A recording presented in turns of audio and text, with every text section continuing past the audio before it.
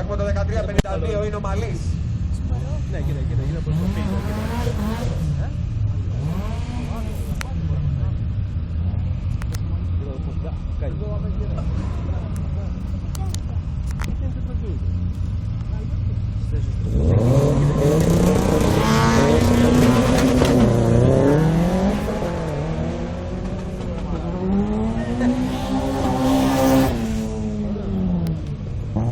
Για να δούμε λοιπόν χρόνους τώρα. Βάσιος στον αριστερό και Μαλής στο δεξί. Χρόνοι για τον Μαλή 13-9-42, 170 έξοδο και 13-3-24 για τον αριστερό Βάσιος.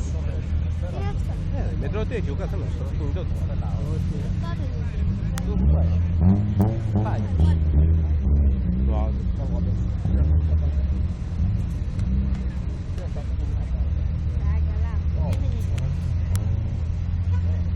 Πόσο είναι η συμμετοχή εδώ?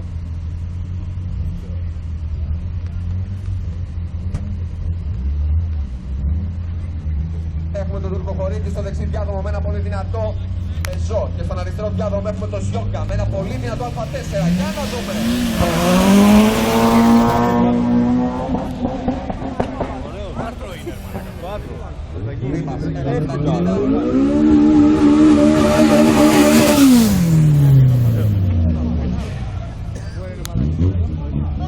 Λοιπόν, έχουμε στο δεξί διάδρομο. Έχουμε λοιπόν το μικρό Βαλογιάννη στο δεξί διάδρομο με το πιο ήρεμο Σουμπαρού. Τρέχει και ο αδελφός του με ένα πολύ δυνατό Σουμπαρού. Θα τον δείτε για την κατηγορία 11. Κόντρα λοιπόν με τον αριστερό διάδρομο με ένα πολύ δυνατό Civic και είναι το 1327 Αγγελετόπουλος. Για να δούμε.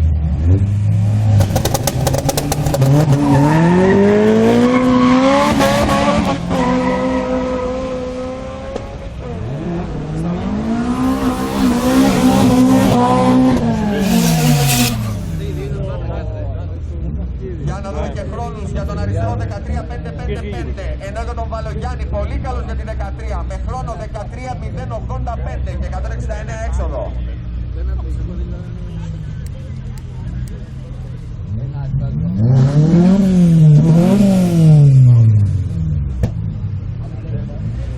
Έχουμε τον Τριανταφυλόπουλο στον αριστερό διάδρομο με ένα πολύ δυνατό Civic και στο δεξί διάδρομο έχουμε τον Σκέτζο από Πάτρα.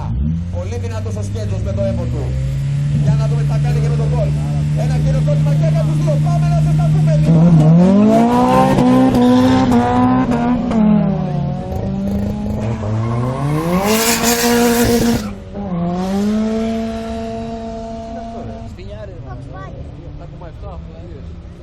Και για να δούμε και τους χρόνους τους. Χρόνος για τον αριστερό διάδρομο και τα Φιλόπουλους 14-197. Είναι για τον Σκέτζο στο δεξί διάδρομο με τον γκολ 13-8-09 με 183 έξοδο.